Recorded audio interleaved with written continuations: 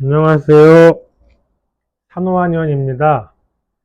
여러분은 한의원 하면 가장 먼저 떠오르는 것이 무엇인지요? 보통 허리를 삐었을 때 침 맞는 것을 떠올리실 텐데요. 실제로도 저희 한의원에도 허리가 아파서 침을 맞으러 오는 환자분들이 많이 계십니다. 그런데 허리만 아파서 오는 경우도 있지만 등, 허리, 골반, 대퇴, 복부가 같이 아파서 내원을 하거나 허리로 내원했는데 촉진을 해보고 나니 숨어있던 복부나 대퇴부의 통증을 알아채는 경우가 많습니다. 아니면 허리를 치료해도 잘 안 낫는데 복부나 골반, 대퇴를 치료해서 낫는 경우가 있습니다. 이런 경우 요, 복, 퇴, 사면 증후군이라고 불립니다. 신체는 입체적인 존재이므로 신체 어디엔가 생긴 이상은 즉시 그 주위에 영향을 미칩니다. 허리, 복부, 대퇴부끼리는 특히 그런 경향이 두드러집니다. 경근의 주행을 봐도 족삼양경의 경근이 족태양경근, 족소양경근, 족양명경근이 이 요복퇴의 영역에서 복잡하게 얽혀 있습니다. 그래서 한 군데라도 이상이 생기면 다른 부위에도 그 영향이 파급됩니다. 근육과 뼈의 구조를 보자면 첫 번째로 허리에는 척추 길이 끝, 즉 장르근, 췌장근, 극근이 분포하고 있습니다. 복부에는 우선 복직근이 분포합니다. 다음으로 광골, 즉 볼기뼈 내부에서 대퇴로 연결되는 장요근, 즉 대요근, 소요근, 장골근이 분포하고 있습니다. 대퇴부에는 광골 내부에서 대퇴로 연결되는 이상근이 분포하고 있습니다.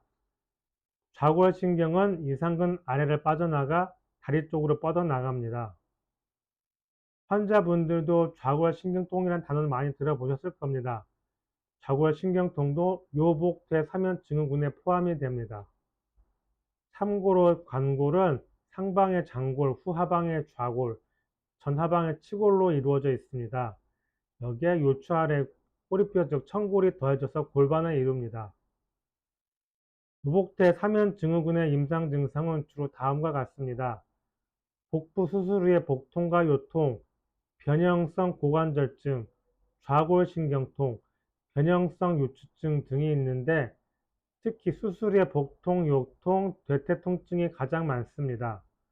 또 복부 증상으로는 위부의 이상기, 구토와 구역, 식욕부진, 흉부의 갑갑함, 동계 즉 복부의 혈관박동, 인두부 즉 목의 이물감도 있습니다. 이 중에서 변형성 고관절증을 알아보겠습니다. 이 증상은 고관절의 마모성 질환입니다. 고관절에 손상을 주는 외상이나 질환은 연골의 퇴행성 변성을 가져와 변형성 고관절증의 원인이 됩니다. 대퇴골두가 골경화에서 이것이 끼어있는 광골고화에도 골경화가 생기면 대퇴골에 부착하고 있는 인대 조직이나 근육이 아프게 됩니다. 그래서 고관절의 전후 외측이나 회음부의 근육에 통증이 입체적으로 발생하게 됩니다. 좀 더 자세히는 하부에 방산하는 좌골신경통과 함께 고관절의 통증은 고관절에 부착하는 둔근군, 내관골군, 회선근군, 대퇴골두에 기시하는 대퇴사두근, 장경인대에서 통증이 시작하므로 고관절 주위 전체에 통증이 발생합니다. 대퇴골 상단 주변에는 경맥상으로 족소양 담기형의 거료, 환도열이 있습니다.